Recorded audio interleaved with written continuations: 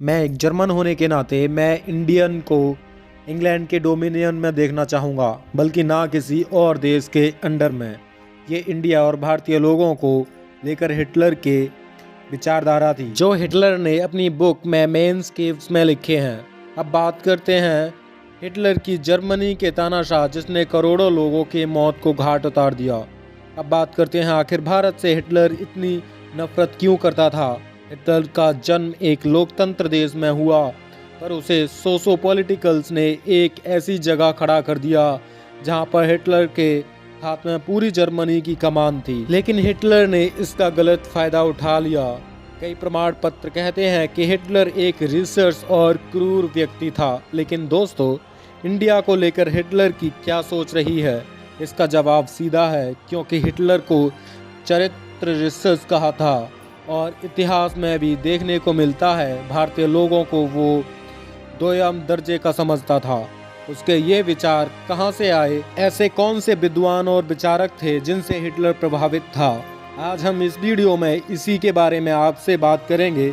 मेरा नाम है गोपाल परिहार और आप देख रहे हैं बीटीवी नॉलेज। तो चलिए आगे चलते हैं।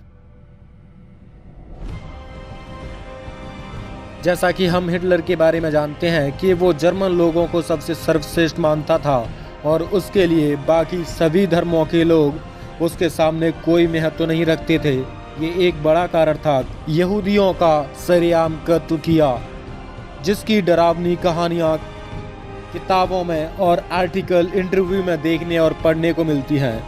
उसने अपने शासनकाल में कभी इंडियंस को स्वीकार ही नहीं किया, वो सीधे तौर पर खारिज कर दिया करता था। दोस्तों, हिटलर को 1920 में जर्मन वर्कर्स को प्रोपेगेंडा चीफ बनाया गया, जिसका बाद में नाम बदलकर द नाजी पार्टी कर दिया गया। दोस्तों, एक बार हिटलर ने अप्रैल 1920 को लोगों को बुलाया, जिसमें हिटलर ने अपनी भाषण देते हुए लोगों से दूसरी बार पूछा था कि क्या एक छोटे से देश द्वारा पूरी दुनिया पर कंट्रोल करना सही है। हिटलर ने इस दौरान इंडिया में, इंग्लैंड के राज में, कॉन्स्टेंटीन में ओपियम वॉर और साउथ अफ्रीका में वीरस के कॉन्ट्रैक्ट को उदाहरण के तौर पर हिटलर ने पेश किया।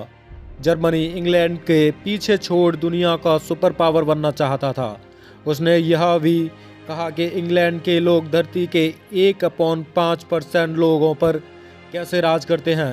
हिटलर के मुताबिक इनमें से कई कारण थे, जिनमें से उसने 3 अपनी बुक में लिखे। उसने कहा कोई देश पावरफुल इन 3 कारणों से ही बनता है।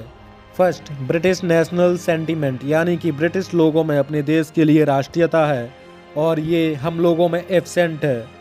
Second, British colony and racial purity, यानी कि ब्रिटिश लोगों में कोई जातिवाद नहीं है, वो अपने आप को एक ही नस्ल के मानते हैं और वो दूसरे देशों को अपना उपनिवेश बनाते हैं। ब्रिटर्स अपने आप को लॉर्ड कहलवाते हैं, अंग्रेजों को कोई भाई या दोस्त नहीं कहता है।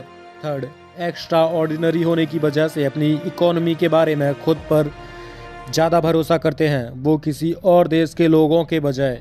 ये हिटलर का स्टेटमेंट था, जिसे जो लोग सुन रहे थे वो कुछ देर के लिए सुन रह गए। हिटलर का पहला प्रश्न यह था कि क्या ब्रिटेन का लोगों पर राज करना सही है, लेकिन वो ब्रिटेन का पावरफुल होने का भी विरोध करता रहा है। ऐसे में सबसे बड़ा सोचने वाला प्रश्न यह था कि हिटलर को कौन सा सबसे ज़रूरी प्रश्न था, और इन दोनों बातों के बीच एक ज़रूरी क्वेश्चन ये था कि इन दोनों में से हिटलर के लिए कौन सा सही प्रश्न था। लेकिन उसी साल अप्रैल में हिटलर ने म्यूनिक और कैंडी सेलर के साथ एक और मीटिंग की। हिटलर ने सारी कन्फ्यूज़न दूर की, लगभग 2000 लोगों के सामने इंडिया के स्तर की बात की और बताया कि कैसे ब्रिटर्स ने अनाज और कॉटन का एक्सपोर्ट किया और इंडिया के लोगों को मरने के लिए भूखा छोड़ दिया। हिटलर ने फिर स्वीकार किया कि इसका निष्कर्ष यही है कि दुनिया का सबसे पावरफुल वही है जिसके हाथ में पावर है, लेकिन पावर भी सही समय पर हो तो सही है। ये बातें हिटलर अपनी जर्मनी के लोगों को बता रहा था कि जर्मनी या तो एक सुपर पावर देश होगा या फिर जर्मनी का कोई अस्तित्व ही नहीं होगा। नाजी लीडर के अनुसार अंग्रेज पूरी तरह से वंडरफुली इक्विप्ड थे और इंडियंस इस तरह की पावर के लिए कोई क्वालिफाई ही नहीं कर पा रहे थे। पावर की बात करें तो हिटलर के लिए इससे भी खतरनाक बात यह थी रेस, और इस मामले में हिटलर इंडिया के लिए बिल्कुल साफ था। हिटलर का मानना था कि इंडिया के लोग निम्न स्तर के हैं। इंडियन हिस्ट्री के जानकार चैम्बरलिन से प्रभावित था। चैम्बरलिन एक ब्रिटिश था, पर वो जर्मनी को बहुत चाहता था, जिससे चैम्बरलिन ने जर्मनी की नागरिकता ले ली। चैम्बरलिन हमेशा आर्यन जाति के बारे में कुछ न कुछ खोज करता रहता था और कहता था कि गोरी चमड़ी के आर्यन उत्तर दक्षिण साइड से भारत में 1500 के आसपास आए थे और वो वहाँ के लोगों से घुल मिल गए, जिस वजह से उनकी सोचने की क्षमता खत्म हो गई। इसके अलावा हिटलर अल्फ्रेड रोजनबर्ग से भी प्रभावित था। अल्फ्रेड रोजनबर्ग आर्यन समाज के विकास के बारे में काफ़ी अच्छा जानकार था। जोसेफ आर्थर गोविन्याओ एक फ्रेंच डिप्लोमेट थे। गोविन्याओ ने 1853 में जर्मनी आर्यन को सेस सुपीरियर बताया था और उसके बाद ये रेस जर्मन्स को एक नई ऊंचाई पर ले जा सकती थी। चैम्बरलिन ने गोविन्याओ को अच्छे से समझा और एक्सप्लेन किया। रोजनबर्ग ने इंडियन हिस्ट्री और अपनी नॉलेज को अप्लाई किया। रोजनबर्ग के अनुसार आर्यन को अपना इतना ख्याल ही नहीं रहा कि उनके पास एक अच्छी नॉलेज है। वो दूसरे समाज में इतने घुल मिल गए कि उन्हें अपना सब कुछ खोना पड़ा। हिटलर के समय और भारत की टीचिंग ही अच्छी हुआ करती थी, लेकिन समय के साथ साथ सब खोना पड़ा।